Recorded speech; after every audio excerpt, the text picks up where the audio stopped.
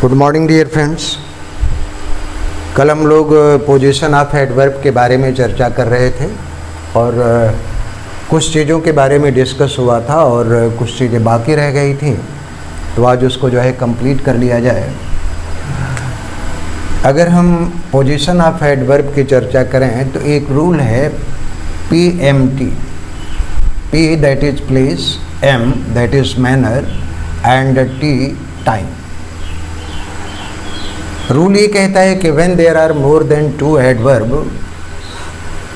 which includes place, manner or time, then the order of adverb is adverb of place comes first, thereafter manner and at last time is mentioned. अगर हम example लें तो loudly he spoke yesterday at gathering. Loudly he spoke yesterday at gathering. Now let's analyze this sentence. अगर इस sentence को देखा जाए तो the rule of PMT is violated because loudly is adverb of manner, yesterday is adverb of time and at gathering is adverb of place. इसको थोड़ा सा मैं इंडिकेट भी कर दे रहा हूँ। yesterday जो है वो टाइम है और लाउडली एडवर्ब ऑफ मैनर है। तो अगर देखा जाए तो इस सेंटेंस में there is complete violation of rules of PMT, so the correct sentence should be he spoke loudly at gathering yesterday. क्या अब भी इस सेंटेंस में कुछ करेक्शन की ज़रूरत है?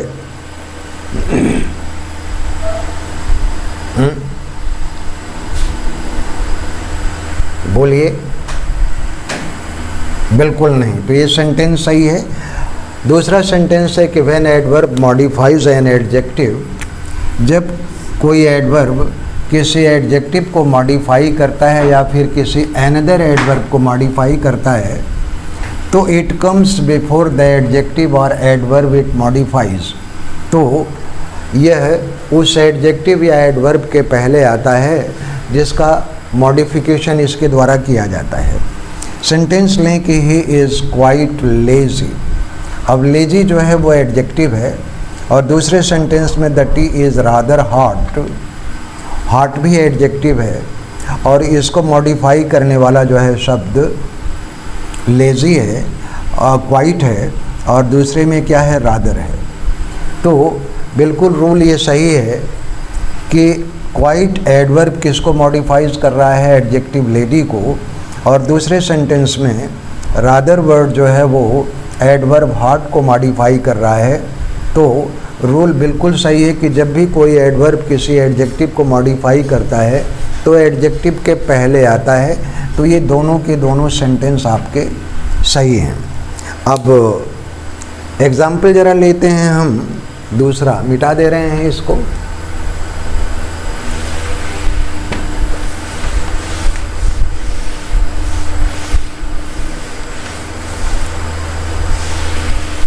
लेकिन इसमें एक नोट लिखिएगा, लिख दे रहा हूँ।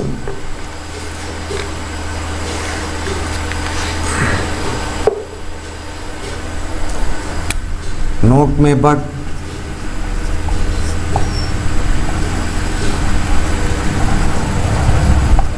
enough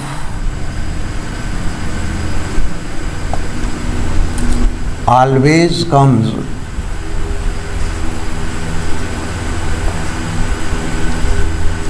after adjective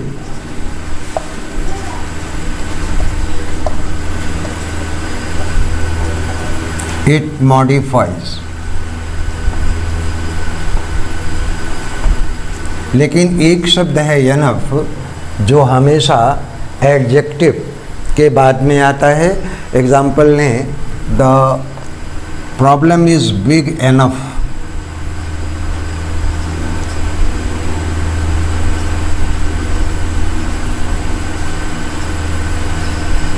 The problem is enough big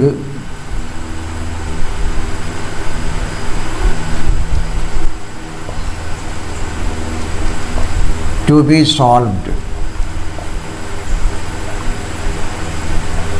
sentence देखा जाए तो ये इनकरेक्ट है, क्यों कि बिग जो है एडजेक्टिव है और इसके पहले एनफ आया है, जबकि रूल ये कहता है कि एनफ एक ऐसा शब्द है जो एडजेक्टिव के हमेशा बाद आता है। तो करेक्ट ऑर्डर होगा द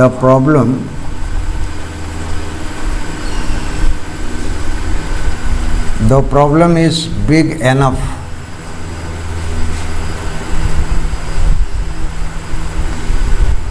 to be solved।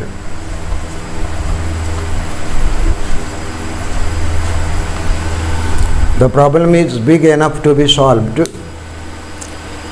और नेक्स्ट एग्जाम्पल, नेक्स्ट रूल अगर लिया जाए तो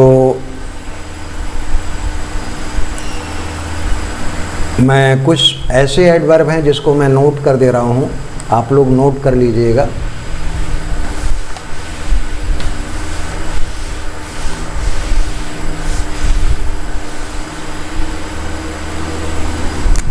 Adverb always, adverb of frequency,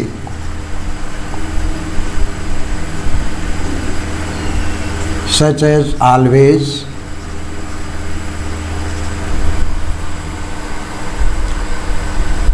never, often,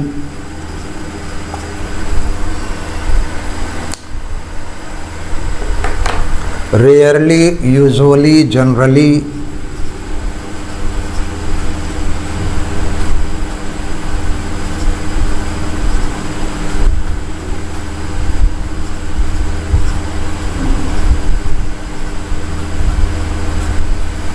usually, generally,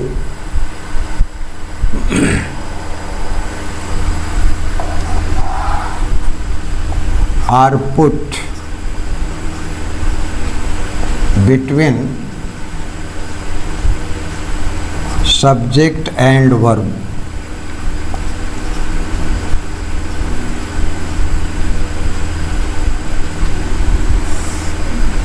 हम एग्जाम्पल से इसको क्लियर करें।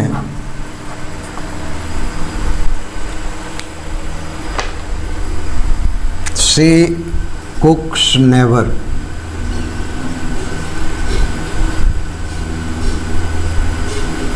सेंटेंस ये गलत है क्योंकि नेवर ये एडवर्ब ऑफ फ्रीक्वेंसी है, ये सब्जेक्ट और वर्ब के बीच में आना चाहिए, तो ये हो जाएगा she never कुक्स।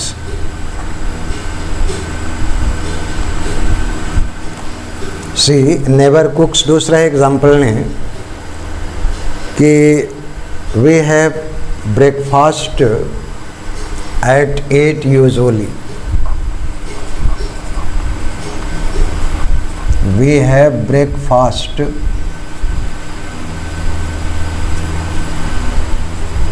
at 8 usually। Sentence ये इनकरेक्ट है क्योंकि यूजुअली एडवर्ब ऑफ फ्रीक्वेंसी है और इसका प्लेस होना चाहिए सब्जेक्ट और वर्ब के बीच में। तो सेंटेंस हो जाएगा कि we usually have breakfast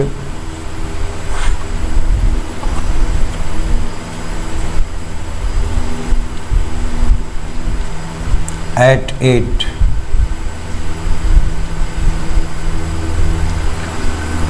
note कर लें, फिर आगे बढ़ते हैं।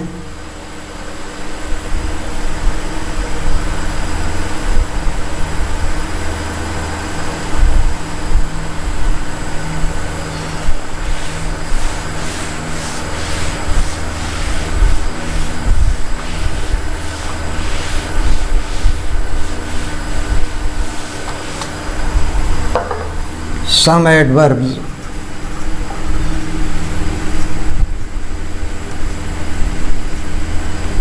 such as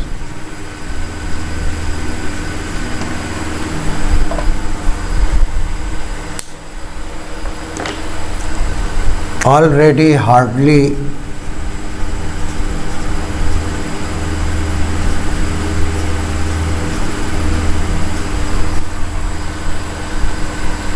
just, nearly, just,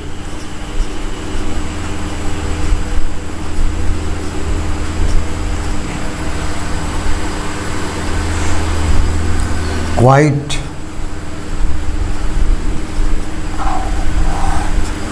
are also placed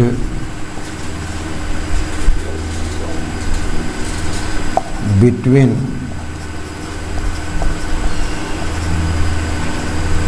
subject and verb.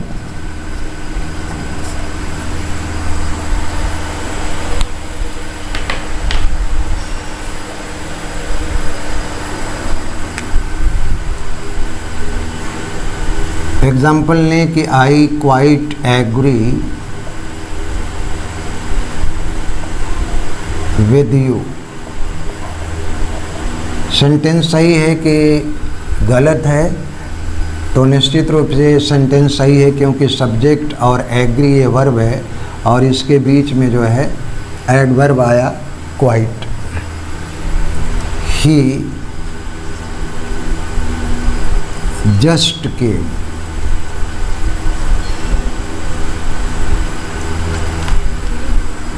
Sentence बिल्कुल सही है।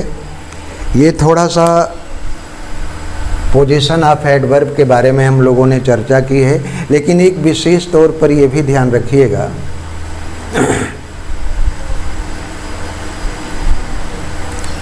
The verb B is always placed after the verb. मिटा दे रहे हैं।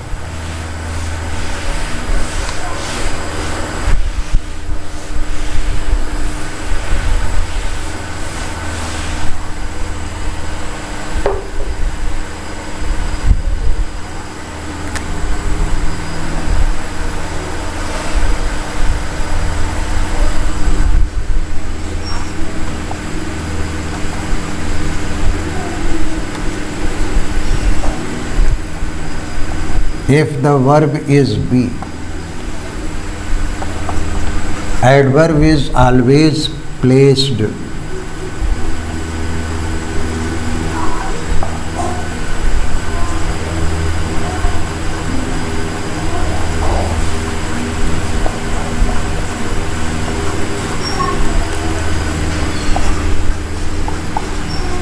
after be। अगर वर्ब जो है बी है, बी का मतलब इज एम आर,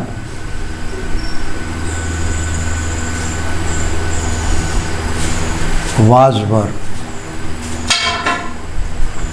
अगर एडवर्ब, कोई एडवर्ब बी के बाद आता है तो हमेशा एडवर्ब का प्रयोग किसके बाद होना चाहिए? वर्ब बी के बाद होना चाहिए। I never am late।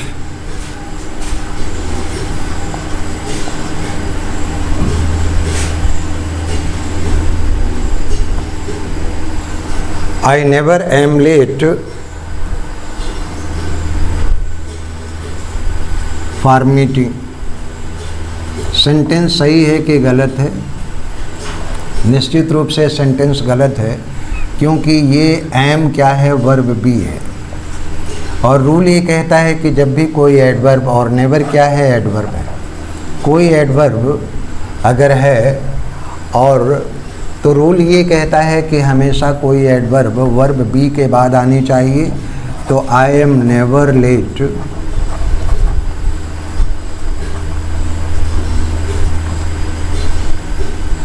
For meeting.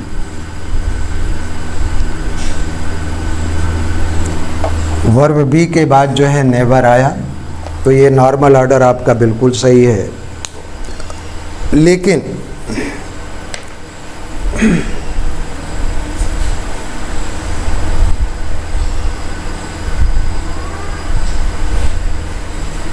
when there is sense of stress,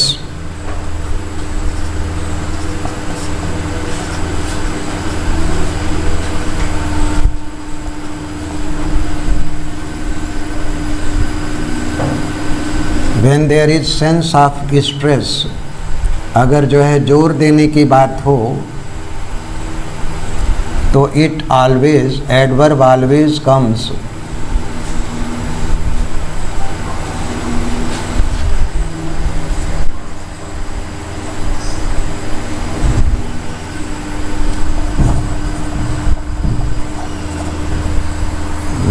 भी खत्म है।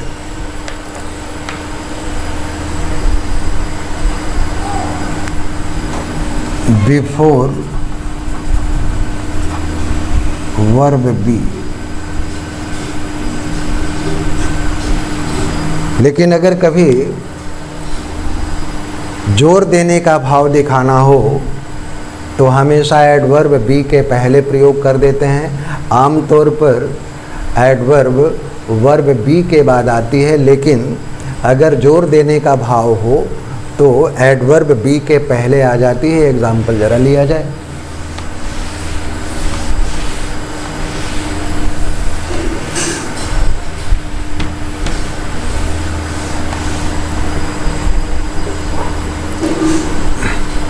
He has come late again.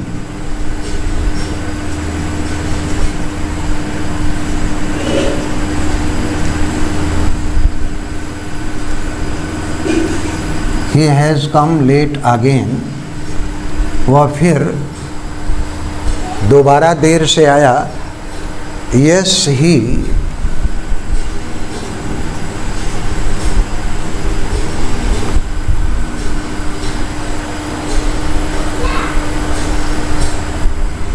always does come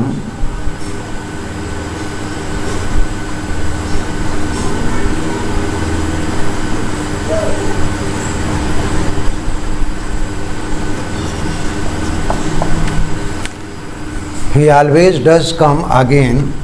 अब always जो है तुरंत सब्जेक्ट के बाद आया, इसका मतलब कि स्ट्रेस है। अब एग्जाम्पल जरा लें कि when will you be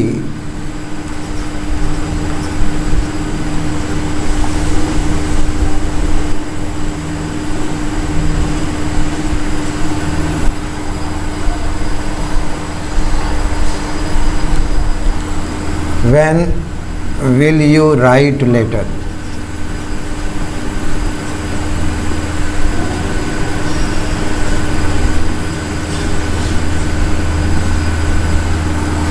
एम्फेसन अगर शो करना हो, but I already have written.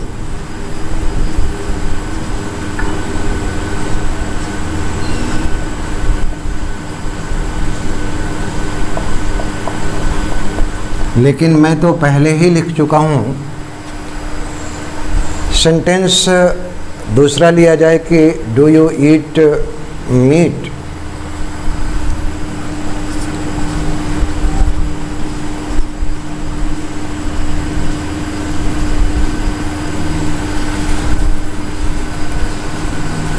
Yes, I sometimes do।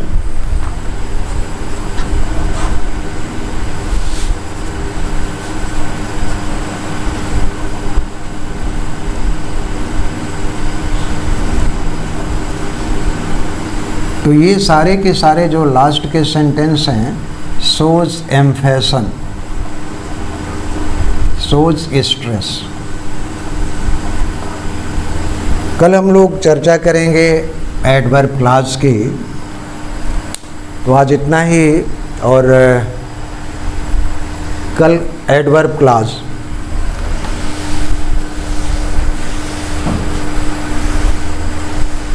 बेटा इसको बंद कर दो, पोस्ट कर दो थोड़ा सा।